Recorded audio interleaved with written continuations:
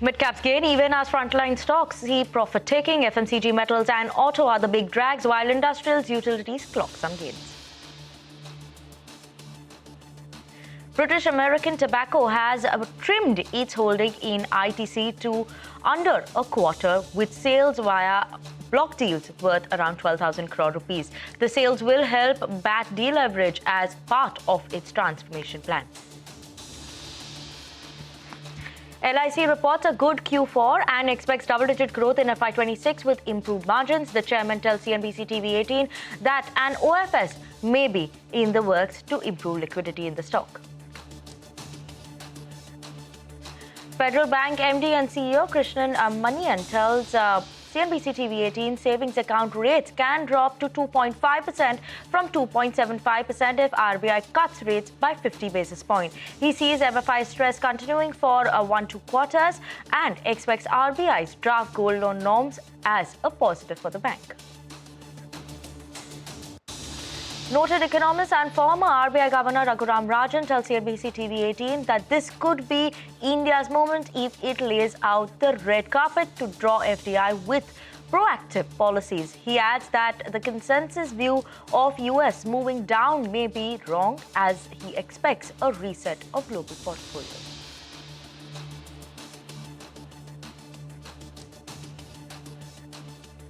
Hello, good afternoon. You're tuned into Business Lunch, coming live from the CNBC-TV18 Motilal Oswal studios. I'm Vinny Motiwala. Thank you so much for tuning in. As always, a muted day that is coming in for the markets today. 24,850, around that mark is what we opened up in today's trading session. Then we went down as much as to 24,750. Some bit of a recovery that came in, but still 24,800, around that mark is what we're holding on to. We're waiting that if it actually goes up to the green as well. As of now, almost near that flat line is what the benchmark indices are trading at. Let's look at what the broader end of the market is doing, because it seems like that's holding on to better performance than what we're seeing coming in for the benchmark indices. Look at the Nifty mid-cap holding on to gains of 0.4%. So yes, that's some bit of a gain momentum and outperformance that we're seeing continuing in the mid and small cap space. Small cap holding on to gains of 0.2% as well. Nifty Bank today, that's the outperformance coming in there as well. Up 0.2%, 55,480 levels is what the Nifty Bank is approximately trading at, recovered sharply from the day's lowest point. So that is interesting to watch out for. I would like to see the contributors that are coming in for the Nifty 50 as well. So we have some of these private bank names like ICICI Bank that is managing to, actually pull up the charts. So in terms of contributors, ICICI Bank, Bharti Airtel, Infosys, Bajaj Finance, these are the names that are supporting the up move in terms of the markets, while the drags coming in for the Nifty 50 today is obviously ITC. That's down and out. So yes, ITC is under pressure because obviously what we're seeing in terms of a sale that is coming in by BAT in ITC. So that is something to watch out for. Reliance is also under pressure. So that's a heavyweight that impacts the market overall. So overall, that's the scenario that currently we're seeing coming in. An advanced decline ratio just a short while ago, always almost in line is what we're seeing. But there are a lot of stocks that are moving in today's trading session as well, right? And which are these buzzing stocks? We have Vamakshi here as always to take us through the stocks that are in the news flow today, what is happening in the market as well. Good afternoon, Vamakshi. Well, good afternoon, Vinny. Let me first start off with Techno Electric. The company had a good quarter in the quarter gone by. Revenue saw an uptick of almost 86% on a year-on-year basis. The net profit too saw a very sharp uptick of 74%. If we look at the FY25 year as a whole, the revenue stood at a multi-year high, and the EBITDA margin saw an improvement for the third consecutive year, standing at the highest level that we've seen since FY22. As far as LIC is concerned, good growth out here as well. New business premium came in above estimates. The total APE as well came in much above what the street was anticipating. However, the VNB margin at 18.75% was slightly below our own poll. BDL, on the other hand, very strong revenue growth of almost 41% in FY25, well above the stated guidance of 20 to 25%, but the company has taken a big knock on profitability. FY25 margins have declined by almost 850 150 basis points year-on-year to 14%. This is much below the stated guidance of 20%. DCX System 2 saw a dip of almost 26% in its revenue for FY25. The revenue as a whole was down almost 24% as compared to their expectation and own guidance of almost 35 to 40% growth. So they missed that big time. Q4 EBIT margin too seeing a downtick of almost 150 basis points to 5.5%. And lastly, keep an eye out on Apollo Micro. They bagged an export order worth 114 crores for development of an avionics system, and therefore the stock is seeing a very sharp spike in trade today. Okay, Mamakshi, thank you so much for that. Keep an eye out on all those stocks at the trading session and the second half of the trading session as well. But let's move on because we had an exclusive chat with the noted economist and former RBI Governor Raghuram Rajan, and listening to his comments that are coming in, especially in terms of how tariffs may not reproduce exact effect Trump was hoping for, and how the trade negotiation offers India a global opportunity. Listen in. There is something somewhat funny about financial markets that as far as policy goes, especially when policy is as unpredictable as in the current situation, it seems to almost be putting a probability of 1 based on the current environment persisting. So I don't think markets are really pricing outcomes effectively. They don't quite know, and they're putting a lot of weight on continuity right now. I think the tariffs are not going to go back to the old levels. I think there is some level which will stay, maybe the 10%, and certainly maybe more in certain areas like autos. I think the short run tariffs are disruptive, even to manufacturing. So we will see the consequences in the second half of this year. Will it bring back manufacturing jobs? Probably not a whole lot. Jobs that will be created will be for technicians who man the machines, not for the guys doing the work directly. So big increase in manufacturing jobs, unlikely. In the longer run, I think one of the concerns this has created in the rest of the world is, are we overly exposed to the United States?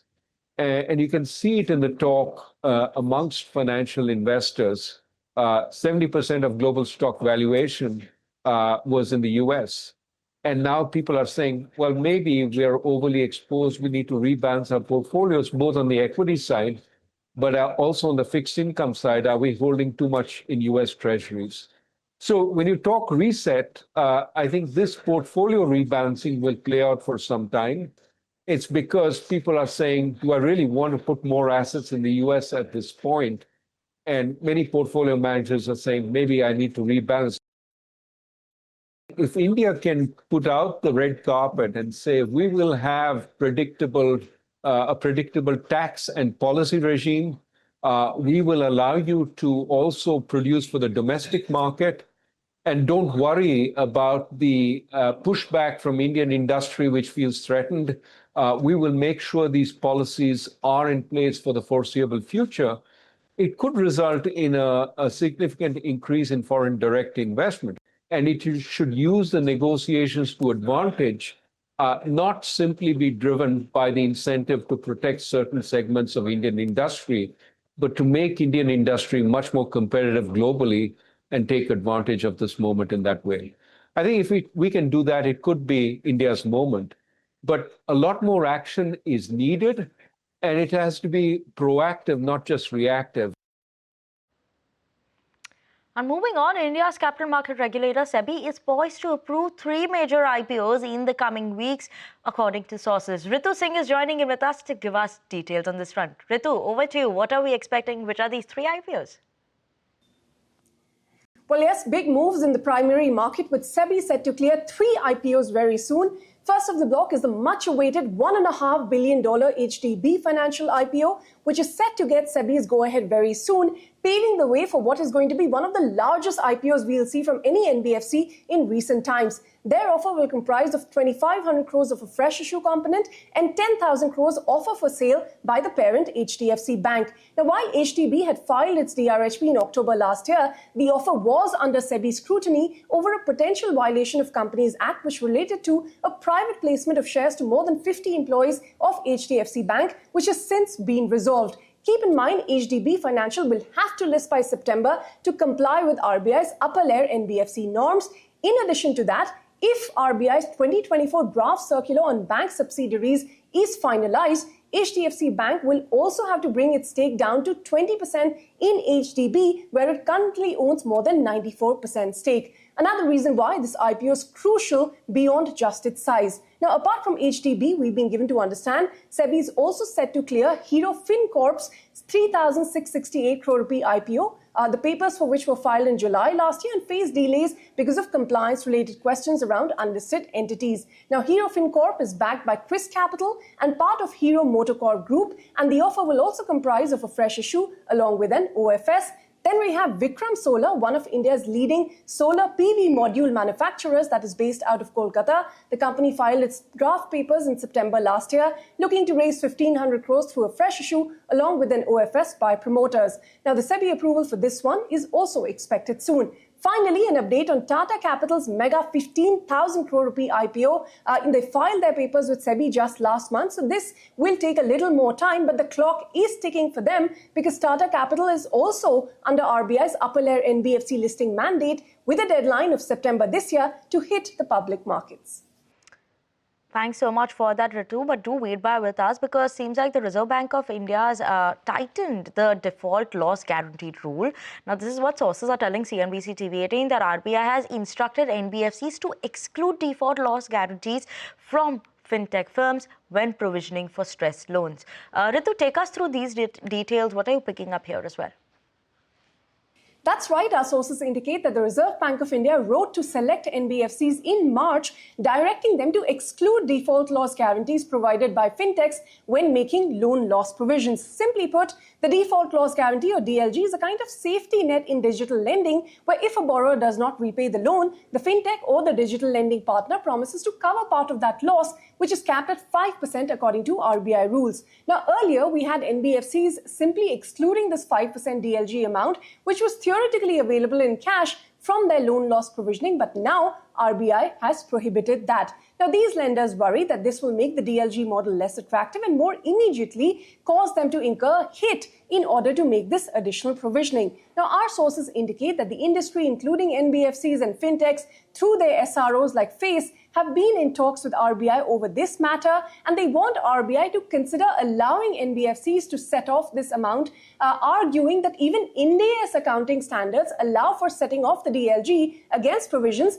provided that NBFCs have clear access to this cash flow through an escrow account with a bank. Now, if the RBI directions are implemented, it will imply higher capital consumption for these lenders that in turn will hamper ROEs and could lead to lower volumes. Now, we understand even as the dialogue with RBI is ongoing, some NBFCs have started to make the provisions from the March quarter. For instance, Northern Arc disclosed that it had to make a provision of 68 crores because of RBI's DLG accounting guidelines in the March quarter, which impacted its profits. A Macquarie notes also points out that Paytm started DLG in the last financial year and about 80% of its merchant loans are under the DLG arrangement, so there could be a decline in distribution revenues for them as well. Thank you so much for that, Ritu. But on that note, we're going to slip into a very short break. More news and updates on the other side.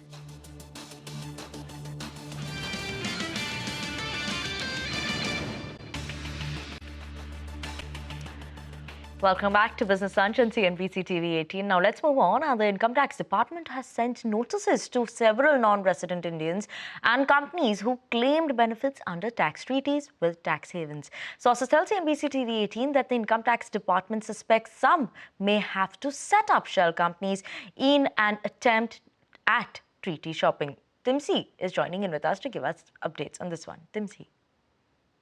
Well, that's right. The Income Tax Department is understood to have sent notices to several non-resident Indians and entities based out of Singapore, Cyprus, Mauritius and other such tax havens who have claimed benefits under the tax treaties. Sources have shared that the Income Tax Department is suspecting treaty shopping by these non-resident individuals and entities using tax residency certificates from tax havens to file lower taxes. The Income Tax Department notices have cited that these tax residency certificates from tax havens alone are not enough as a proof to claim treaty benefits under DTAs. Also, these foreign companies must substantiate commercial rationale for investment in India to claim tax treaty benefits. The tax department has also questioned that the tax residency determined by these factors like control over investors, decision-making authority, economic substance, and not just these residency certificates.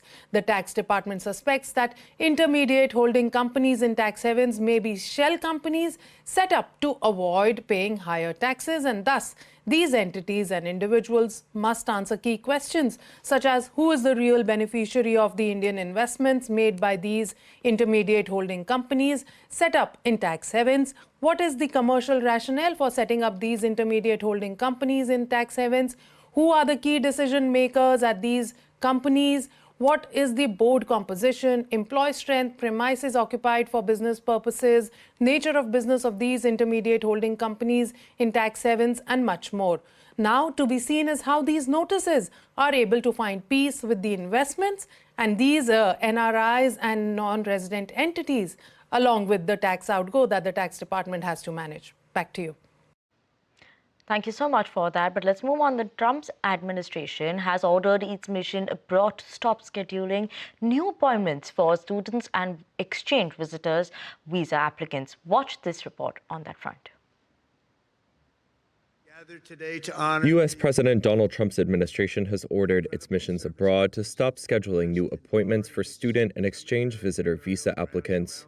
That's according to an internal U.S. cable seen by Reuters on Tuesday, which also indicated that the State Department is preparing to expand social media vetting of foreign students. It's the latest step in the Trump administration's efforts to fulfill the president's hardline immigration agenda. That's included ramping up deportations as well as revoking student visas. Last week, the administration moved to revoke Harvard's ability to enroll international students entirely. Those roughly 6,800 students make up about 27% of Harvard's total enrollment. What do we do? On Tuesday, several hundred protesters, including Harvard students and professors, demonstrated in support of foreign students at its Cambridge campus. We stand here today to affirm that international students are our peers, our classmates, and our friends.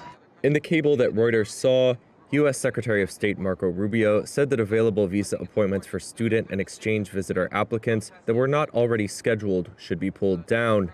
He also said the department plans to issue updated guidance on social media vetting for such applicants. A senior State Department official confirmed the accuracy of the cable. Trump administration officials have said student visa and green card holders are subject to deportation over their support for Palestinians and criticism of Israel's conduct in the war in Gaza. The administration has called their actions a threat to U.S. foreign policy and accused them of being pro-Hamas, while critics have called the effort an attack on free speech rights under the First Amendment of the U.S. Constitution. And meanwhile, the United States State Department has reiterated that it will continue to use every tool to assess who is coming in, whether a student or a tourist. It said that the department takes the process of vetting people seriously, adding that applicants must follow the normal process for getting a visa. And on that note, we're going to step into a very short break. But before we step into the break, we are excited to unveil our brand new global business news channel, the all-new CNBC-TV18 Prime, bringing you insights from policymakers, business leaders, and economists shaping both the world and India's future. CNBC-TV18 Prime decodes global shifts and their impact on Indian businesses, giving you unparalleled insights. Tune in to CNBC-TV Prime at 12 noon for the Global Reset and Global Lens at 8:30 p.m.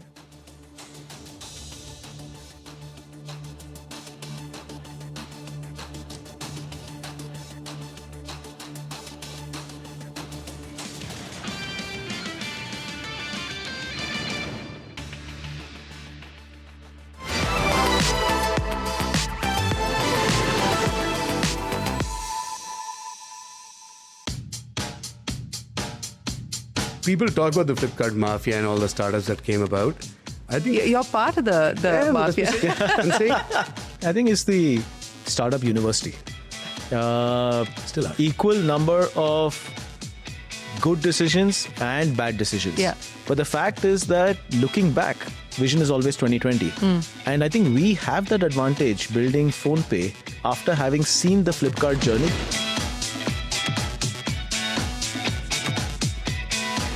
I want to have the ability to look somebody in the eye and say that I have a clear path to profitability before I can say that I will IPO. I think the business is in a good place, the org is in a good place, the sector is in a good place. If you're a market leader in a growth sector, I think it's a good time. Who's the maverick and who's the goose, since we're talking about the He's wing? the maverick. He's the maverick. You're both pointing at each other. I think we have more conversations with each other than our wives. You've known each other longer than you've known your wives, so it makes That is true. kind of makes sense. That is true.